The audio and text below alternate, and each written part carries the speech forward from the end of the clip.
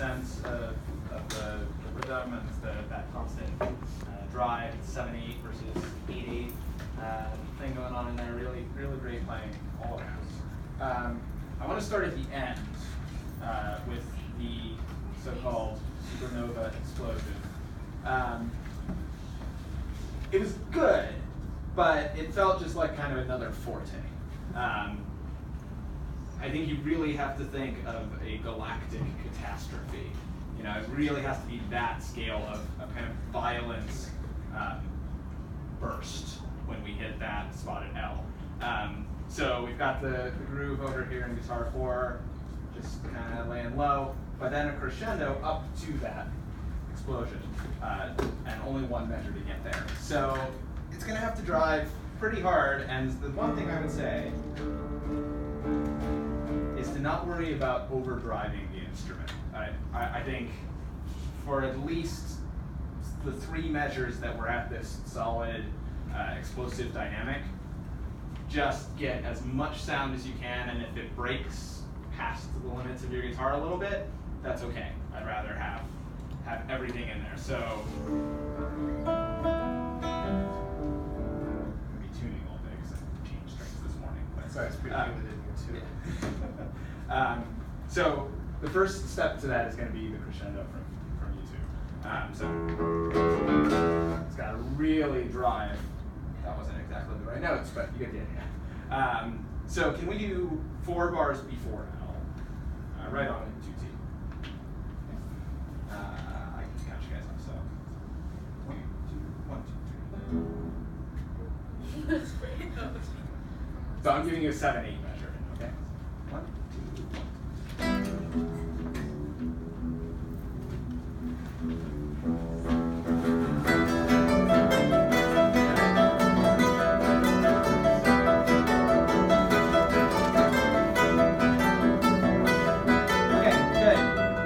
Right on out, good crescendo. I think that's going to get us there.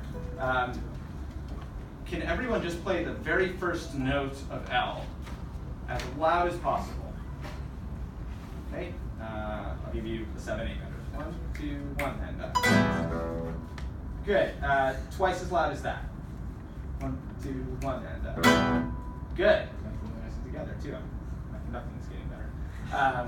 Good. So when trying to produce maximum sounds that way, the things that I think about when I'm trying to create a lot of sounds are not necessarily hitting the string harder, which might be your first instinct.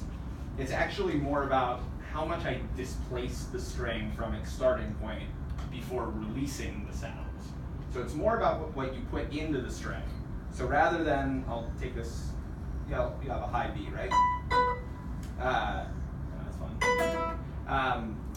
Rather than like kind of winding up and hitting it, I dig into the string beforehand and then release it, and it's going to have a more kind of solid core to the sound. So instead of you'll get still lots of volume by just smacking at the string, but it'll mostly be an attack noise rather than a tone sound. So as much as you can, think of displacing the string, digging into it. You can actually feel the string kind of start to push back on your finger. When the string's resisting, that's about the time, and then just let go of it. So my actual pluck is just to get through that resistance. It's not to actually do that much. Most of the work comes before. Good, so can everyone plant on your chord there and kind of push into the string and have it give back? Are you guys strumming or plucking your chord? Strumming? You're plucking. Cool. Let's make a choice and do the same thing. I think she's the one doing the chord. I'm just doing I'm doing the chord and he's playing. just the triplet and then the 8 notes. Okay. Cool. I think we can do it all. So what is it? Just E minor. Okay. It's just E minor, yeah. And so I would probably recommend strumming with one of the fingers, like just a downstroke with M, for example, and then just a quick I-M. So your strum will need some kind of quick explosive force, but not a big motion away from the strings, because you need to be back at it soon. That said, if you have to, you can do this. Just leave out the triplet, because hopefully the resonance of the chord and everyone else playing the triplet will make that unnoticeable. Ideally, play all the notes, though. But that's a possible edit so that you can get a strong chord, which is more important. Okay, so everyone go ahead and prep for your note. And 1, 2, 1, 2, 3. Almost. 1, 2, 1, 2, 3. Good, good. So really just go for that depth of sound, really riffing, and then sustain that energy, continuing to dig in. I'll do my best to read it. Right, really the whole time driving through the string, never getting lazy about it, and as much as possible, rest strokes as well. You can give you a little more of a forceful edge to the sound. Good. Fade out was great. You may consider in the fade out also having a gradual color shift that can add an extra layer of kind of mood to this piece fading away. So if I went from 172, where I'm probably down to a solid forte or a mezzo forte,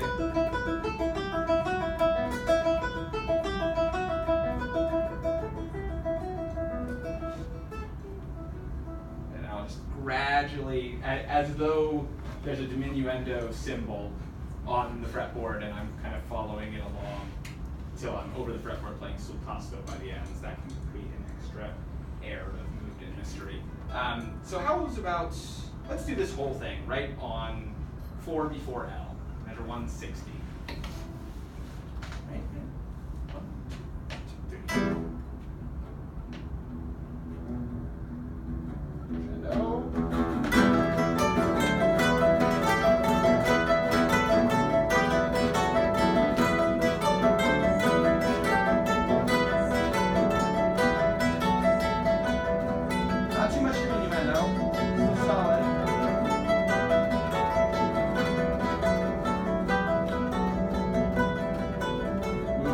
Crescendo. Gradually towards sul tasto. Try to end like around, plucking around the 12th fret.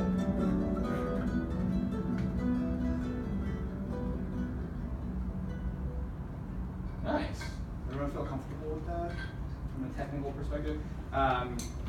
Guitar 2, you guys have a little bit of an exception, because if you pluck over the 12th fret, it's going to sound a little ridiculous because you're fretting the 12th fret. So I would try to just end up about a kind of like normal sound hole position.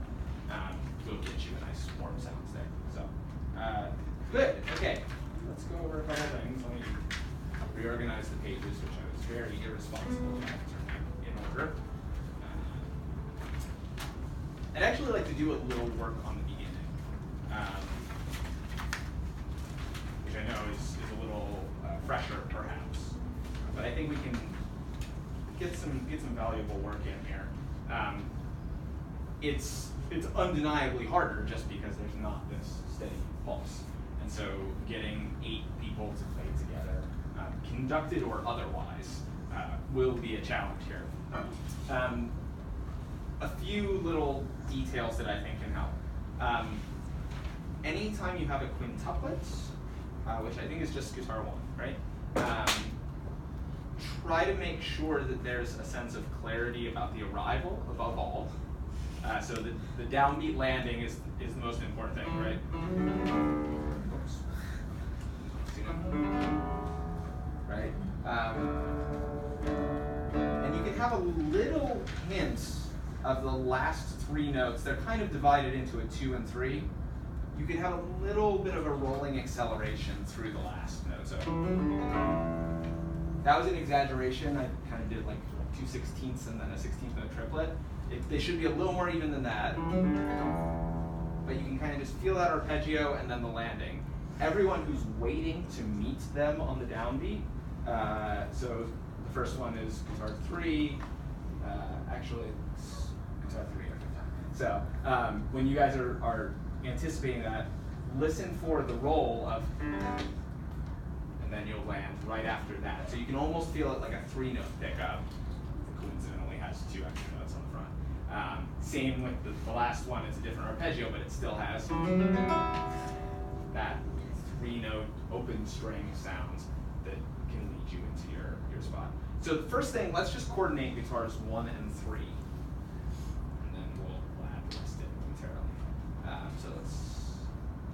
I'll let you guys cue it.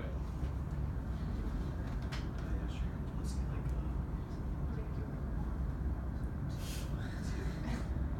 Wait, we coming up. yeah. So like 1,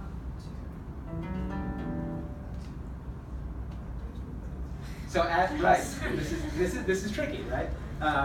Pickup cues are always hard. I sometimes play concerts with Sheridan, who was my teacher from grad school, and we do an arrangement where she starts the piece. It's a solo piece that we turned into a duo piece, and it's the Natalia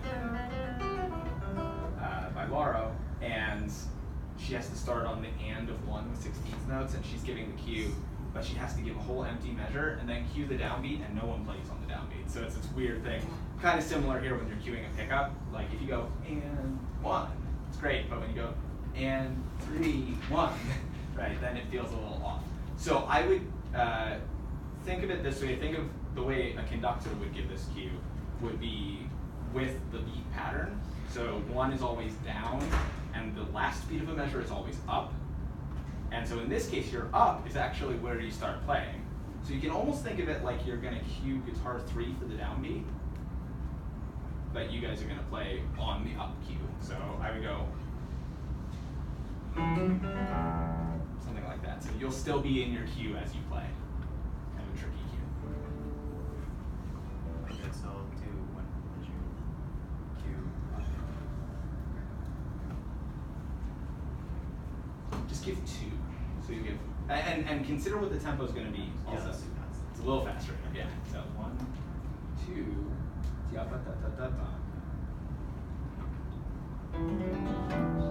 Good. Still a little fast though, Yeah. right? So feel. What's the? Can you just play the quintuplet once?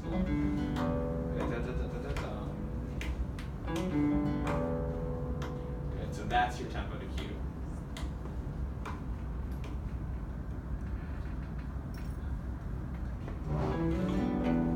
Good. Yeah. The head pulse is still a little ahead. So just really feel that pulse.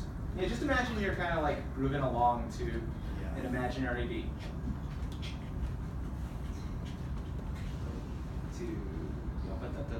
Don't even think about the fact that you have to play. That's inconsequential. You already know how to play it. So. Good. Good. And that was great. It was right with it. What's the dynamic? Yeah. So give it a good dug in sounds now. Good. Let's do the next one, which is nearly the same. Oh, I'm not playing the first section. Oh, is it solo at that point? Sorry, measure 3 into 4. Yeah. Or 2 into 3, I guess. Great, and the last one, which is 4 into 5. Good. Excellent. Let's take guitars 2 and 3 now. And you're just going to be feeling a pulse. Make sure that the 16th notes are not kind of dragged. So make sure you're subdividing the pulse. Yep. Bum bum bum bum. And to me, it's forte, and that kind of dotted rhythm is sort of martial. I think of it as like a trumpet call. It's kind of triumphant in a way, or declamatory. So just guitars 2 and 3 on the downbeat of measure 2. Right? 1, 2, yeah, da. Good. Can you give me more edge and more direction into the large beats? So da dum da dum. I would recommend rest stroking it also, and not letting the notes ring over. So I would play it with I and M like this. With a rest stroke, it will automatically mute the 4th string, and then the B, play closed with the 4th finger on the 3rd string. So 4th finger on 3 for the B. Yeah. So here for the B. There it is. You got it. You got it. Yeah. So it'll be 1 2 1 4. Oh. Right. Still 1 2 to start though. Not 2 1. 1 2. Yeah. Yes, Okay. exactly. And then a nice edgy sound. Right? Let's do that once again. Guitars 2 and 3. Right? 1, 2, ya-ba-ba-ba-ba-ba. Good. Now I'm gonna subdivide the 16ths and just have you guys play that. Right? I'll do 1, 2, da-da-da-da-da-da. Good. So it's a little bit of a faster rhythm than you've been doing before. It was dragging a bit into a triplet, like 1 dun dun dun dun dun dun. It's a little waltzy. I think this needs to be more forceful. Okay, let's see what happens if we just put it all together now. And as we add guitar 4 into the mix, just make sure that you're really precise in hearing the subdivision of the rhythm. So in your case, you can probably just count 8 notes, and that'll be really solid. 1 and 2 and 1. And then the next measure 1 and 2. Dun dun dun dun dun dun dun dun. Right? Because it is the rinse in there as well. Okay, let's take it from the top. Conduct.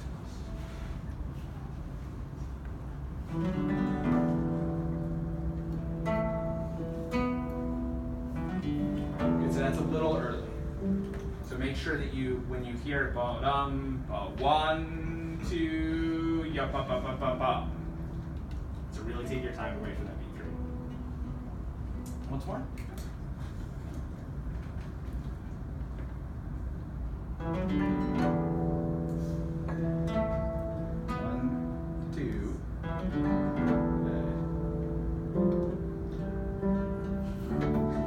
Good. So let's check on that in your part. Right, that would be the rhythm. Good. Yeah, and I like that all on 4 is good. Okay, good. And can I just hear the guitar 4 rhythm in that measure? I'll be guitar 3 for singing. 1, 2, 3, 2, 3. Good. Okay. Can I just hear guitar 2 there? 1, 2, 3, 2. So it's a little late. 1, 2, and 3, and 1. All right. One more time. 2, 3, 2, and 3, and 1. Good. And still 14. Nice, solid time. Okay, let's go right on that measure, please. Measure 3. Without pickup, so just the down measure 3. 1, 2, and 3, and. Okay. Yeah. Make sure you're kind. Don't watch me. Okay, 1 and 2 and 3 and 2 and 3. So I would recommend in your part, just pencil in above the beats 1, then plus for the ands, then number 2 goes right over the 8th rest, and then a plus on the note you play, and then go ahead and write in a 3 over beat 3 as well. Sorry, we're starting at measure 3. This is measure 3, yeah, which is a just low E for you guys. Okay, once more. 2 and 3 and. Right, 2. Good. It's a little early, so really make sure that that's really right with that beat. So as long as the entrance is solid, it'll be fine. You're playing the passage great, but making sure it doesn't anticipate it all. Okay, good. I want to move on before I run entirely out of time. I think we could do a little more with some of the dynamics through the beginning of this rhythmic passage work. So can we start right on A and follow the dynamics pretty diligently and perhaps exaggeratedly. So the pianissimo at 19, it's mezzo, piano, and guitar 1, but really bring that pretty far down. And the dynamic swell that happens before that, starting in guitar 1 at measure 9, guitar 2 a few measures after that, really build that swell up. It doesn't have a goal dynamic written in the score, but probably a solid forte. Let's begin right on letter A.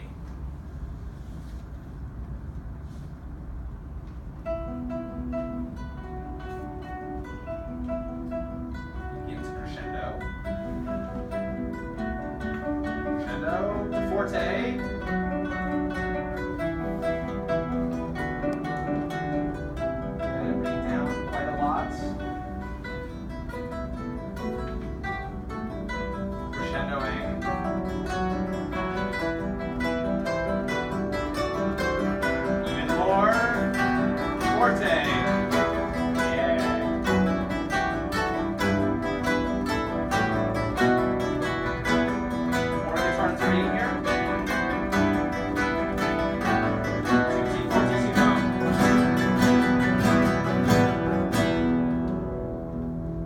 Good, great. Okay, so that's kind of the scope of it.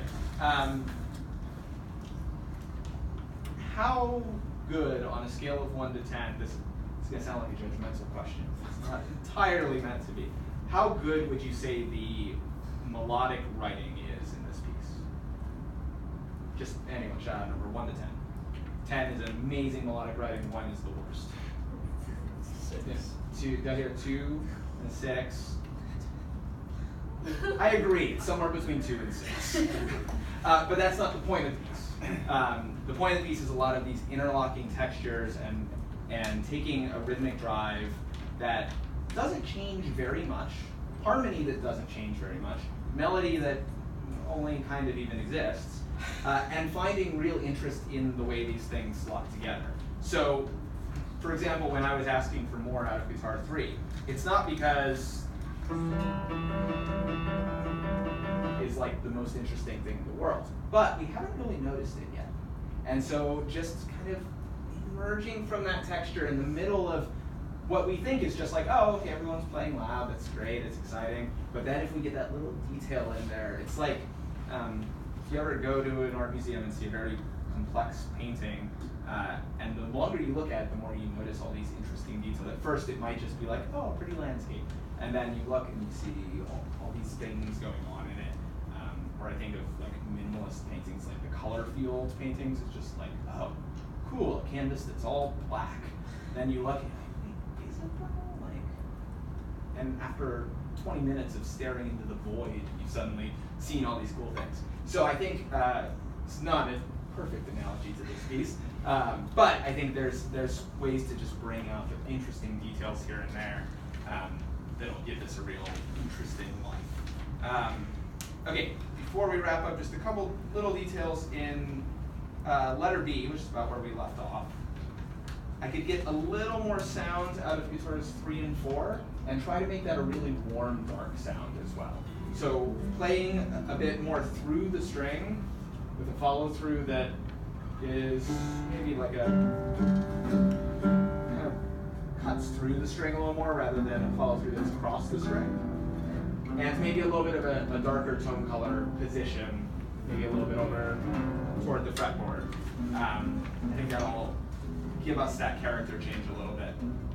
Guitar 2 at letter C, you have this beautiful forte singing melody. I think good, beautiful, dark rest stroke sound and vibrato. So just give us a little bit of shaking in those. Good, great, already better, already more expressive.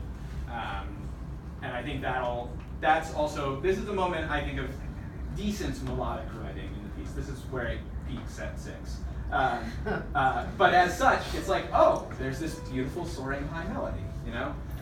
Go ahead and really bring that out. Forte stuff at D was great. Don't think there's too much else I need to cover. Do you have any questions for me? Actually, I did find one more thing to cover, but do you have any questions for me? Okay. The one thing I wanted to catch was letter H, where we slow it down. The important thing here is steady, steady, steady. It's only, 5 measures at this tempo. So really feel that tempo. 2, 3, 1, 2, 3, 1, 2, 3, 4, cool. Right? So it's all pretty steady. Do everything you can not to start the quintuplets early. Don't get nervous for them. You know how to do them.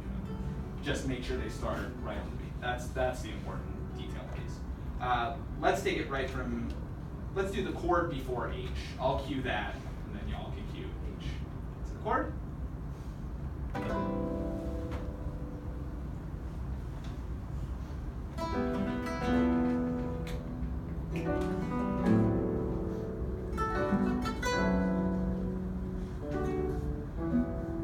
Good. 106 is a little early in Guitar 1, just a hint. So just really let that pulse kind of hang in the air a bit. Good. generally better, but I think just really keeping that, just think of it as steady. There's not too much to worry about there, even though the quintuplet seems like it can be a challenging rhythm to fit in and play together. Good. All right, that's all I have. Sounds great, everyone.